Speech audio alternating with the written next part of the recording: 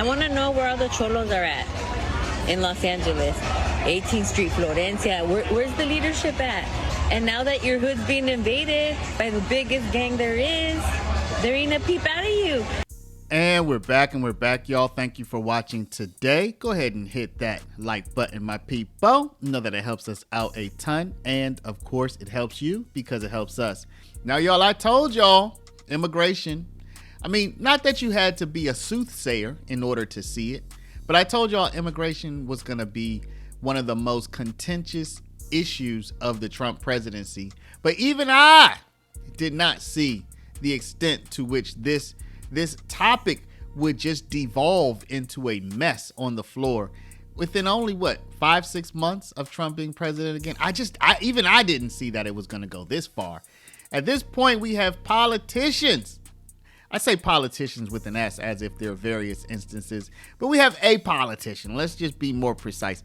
We have a politician who seems to be calling on gang members to confront ICE. Okay. You saw that in the coming up.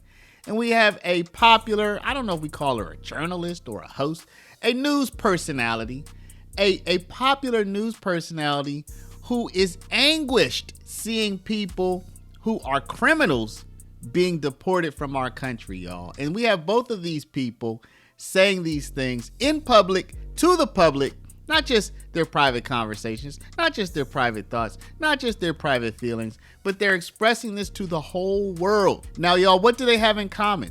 Y'all are going to notice as I cover these stories, I'm starting to notice that there's just some commonalities. There's some very obvious threads that run through a lot of the major voices that are having a problem, particularly with deportations, particularly with the immigration policy, and some of the president's other policies. There's just some common threads, and you can pick it up very, very straightforwardly and very easily if you just look.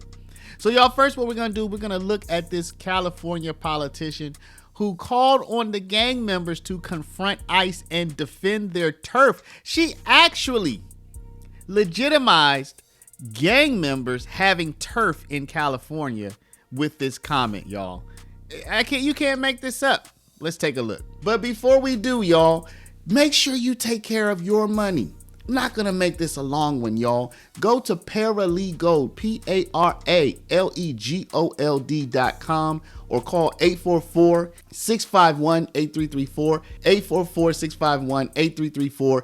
If you have $50,000 to $100,000 or more in your retirement, protected from inflation, protected from monetary debasement, you're about to retire. Make sure your money's still there and it's still worth something by investing at least some of it in gold. Talk to our partners at Augusta Precious Metals. Go click the link now, get the free information, and protect your precious retirement. I want to know where all the cholos are at in Los Angeles. 18th Street, Florencia. Where's the leadership at? And now that your hood's being invaded by the biggest gang there ain't a peep out of you.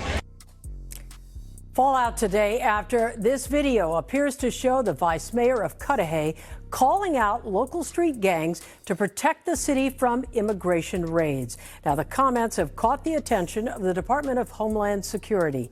NBC4's Conan Nolan live in the newsroom with more on all of this for us. Conan? That's right. Colleen, Cudahy is a small city of about 22,000 people off the 710 freeway southeast of downtown Los Angeles. It's about 96% Hispanic, that according to the U.S. Census Bureau. Not many people, frankly, pay a lot of attention to it, but the comments of one of its leaders has given a talking point to the Trump administration and a headache for Democrats.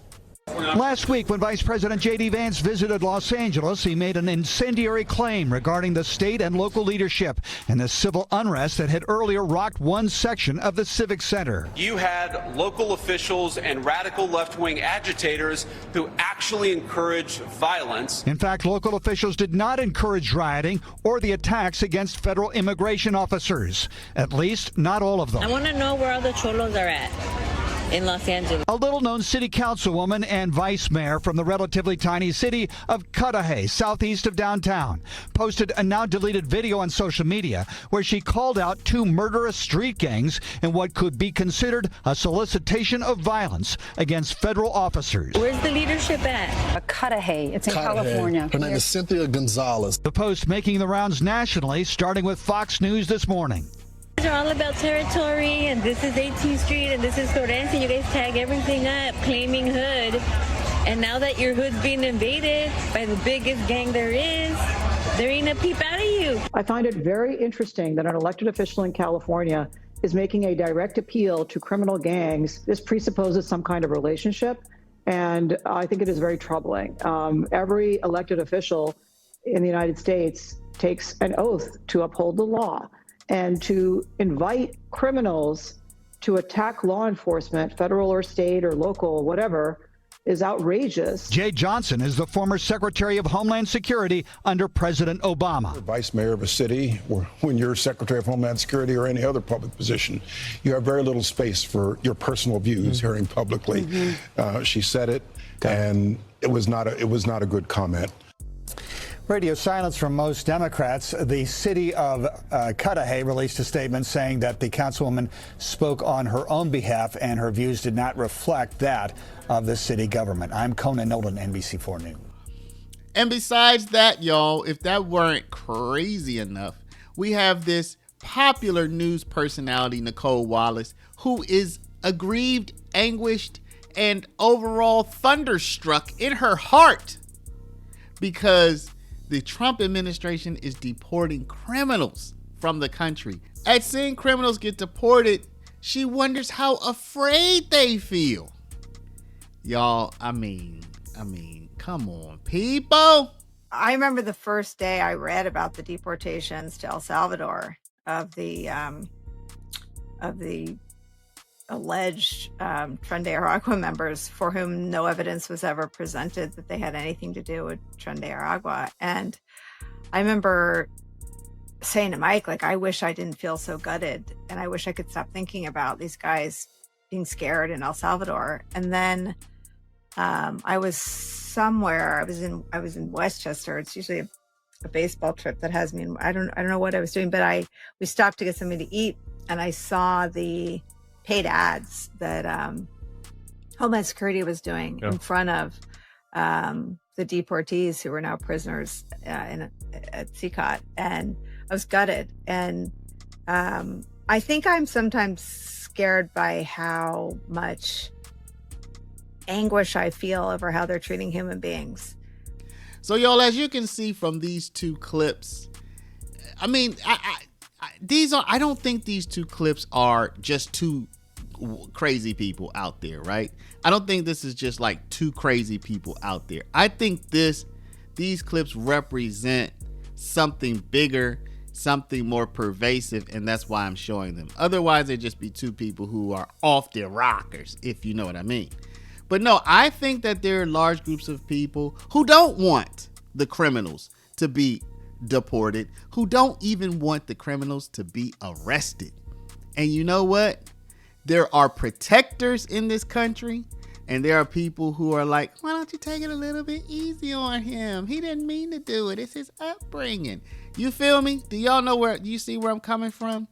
And the protectors are looking around like, yo, you're making my job hard over here. This guy will literally do whatever to you and discard you in a lake somewhere. Like, don't you see? Y'all, I'm doing a little bit of a rant here, but this is that serious. I mean, we have to get it together, people. Y'all, let me know. So today's question, when you saw the criminals being deported to El Salvador, did you feel bad for them? Did you wonder how afraid they must be? As in sympathetically wondering that? Let me know down in the comments. But before you do, please stop, hit the share button, share this video out over email, text message, WhatsApp, Facebook, Snapchat, Instagram, all of your favorite social mediums. And of course, if you are not a subscriber, please do subscribe. For all of my people with a retirement, y'all already know I'm gonna tell y'all about the good Paralegold, PARALEGOLD.com. Go and grab information about how you can protect your retirement from inflation, monetary debasement, craziness, ups, downs, rounds, and rounds. And you can call our partners at Augusta Precious Metals at 844-651-8334. I want to thank y'all for watching. Love y'all, and we'll see you back in the next one.